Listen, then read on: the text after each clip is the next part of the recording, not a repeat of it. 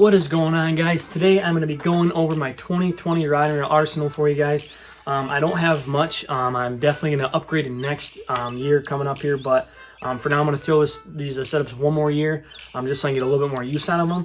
But I only use 4 rods because most of the time I'm in my smaller boat or I'm in my kayak, so I don't get a lot of room to actually keep a whole bunch of rods. So that's why I use 4, and all these rods do great for what I use them for. I love them because they're so versatile and I can use a whole bunch of different baits with them. So let's start out with here this medium heavy action rod first. This thing is going to be the Abu Garcia Black Max combo. It's just a entry-level beginner rod. I got 30-pound braid on this, and the reason I like this so much is just because it's a medium heavy. It's got a good backbone. It's got a fast action tip, but really I can use a lot of different baits with it. So I can use this buzz bait. I can use spinner baits if I wanted to. I can use the paddle tail swim baits, any jigs. The reason why I use this 30-pound braid is because if I want to use a jig or rig up a Texas rig and flipping a brush piles or whatever, it's heavy duty enough to where I'm not going to get broke off or whatever.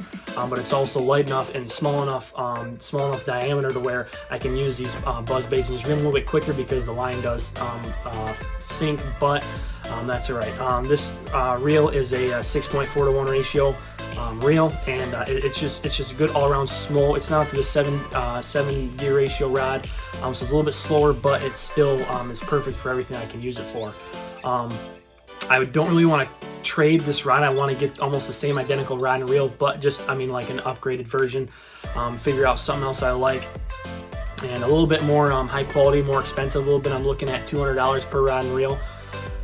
So $100 each reel, $100 each rod, and I can probably get something out of good quality for that. But that's going to be like my main heavy duty rod. Next I'm going to go down to the medium action bait casting rod here. This thing is going to be a medium action. It's got a modern action tip. It's got a pretty good backbone, and then it's going to be the Abu Garcia Vigilant, however you say it. This thing it's perfect for, like I said, jerk baits when I throw them, which I don't really throw that much. Jerk baits, crank baits. The small soft plastic paddle tail swim baits. If you wanted to, you can throw some finesse baits like the Wacky Rig or whatever, or like a Nico Rig maybe. I like to stick with just like the ripping baits, any smaller top water poppers. This thing works great. I love throwing the chatterbait on this thing just because it's light enough. I throw a 10-pound line, or maybe 10 or 12, one of the two. But it's just an all-around good rod to be able to throw those. I don't know, the 5/16 or 3/8 ounce, baits. But what I got paired up with this, it's going to be the Kuma Stratus. This reel has been through a whole bunch. I actually own 2 of them, one right and one left. I'm gonna explain that in the end. But I love this reel because I haven't greased in like 3 years and it's still running like flawless. I'm actually gonna grease this year to give it some love. But this thing, it's an awesome setup. It does a whole bunch of different baits. And other than that, it's just a good all-around rod. This rod, the only thing I don't like about it is this broomstick handle. It's so big. I wish it was a little bit shorter and had like the split shank. But other than that, rod and reel combo, it is perfect. Let's go into their open face rods that we got here, or spinning rods, you could say. The first one is going to be a 7-foot medium action. It's got a moderate action tip, and it doesn't have a very good backbone. This is going to be the Cabela's Pro Guide LM6.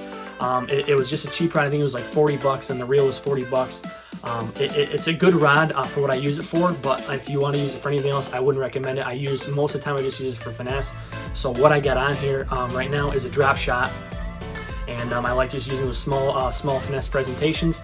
But you can use a Nico Rig, the Shaky Head. You can use Wacky Rigs. Any finesse type baits, it's really good for, just because it doesn't have a very good backbone and it really like bends right over, so you don't have to really yank it really hard because that small hook, it sets itself.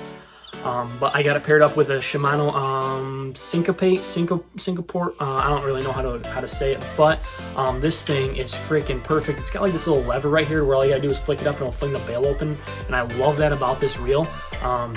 This thing is just freaking perfect. So other than that, it's got a big old handle on here that I can reel with, and it's just an awesome finesse bait. I'd like to you can even do this or whatever if you're kind of going off what I got, but I'd like to shrink it down maybe to like a 6'10", just under that 7-foot mark, because the 7-foot mark is awesome, but I think it is a little bit too long for a finesse bait or for a finesse rod. So if I could maybe go down, even say the medium action, and just go down to like a 610 medium light, or just stay at the medium. But other than that, I might try that and do a medium light 610 and to see how that works. And then if I don't like it, I mean, I can go back to this or whatever. I might find a cheap rod to try that with, just to see if I like it, because I don't really like to change how my setups are, because once I find a setup I like, I stick with it, and that's why I keep these rods for so long. I've had these rods for like 3, 4, 5 years now.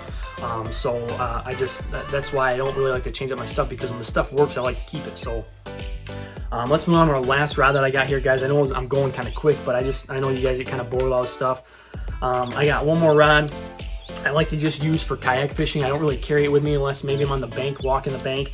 I don't really carry it on the boat with me because it's just kind of short. I don't really like the short rods. That's why I'm kind of hesitant of going down to a 6.6 for that finesse rod that I have. But this is actually a 6 foot 6 inch in length. It's a Mitchell Advocate 2.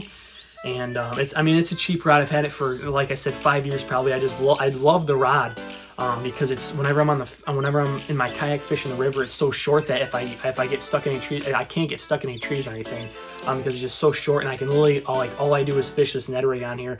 Literally, like the Ned rig on the Grand River here in Michigan is just filled with largemouth and smallmouth bass, and they love this freaking Ned rig. I don't know what it is, but this Ned rig does work on the river.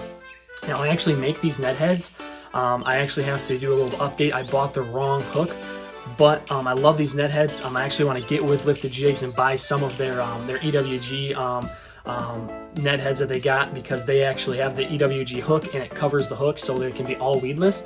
I just haven't done that yet, but normally I make these finesse soft plastics as well, but this is the finesse TRD that I got paired up with it right now. But yeah, this rod is it's really good because how short it is, and it's great for the river. I don't get any snags really, and to tell you the truth, the Ned head barely even hits the ground because the fish just pick it up and like the water column. They don't even let it hit the ground because, I don't know, something about it in the river. This thing is just perfect. So that's why I use it. I really never change. I never take off the Ned rig because it's just such a good rod and reel combo for the river. But yeah, those are the only 4 rods that I use.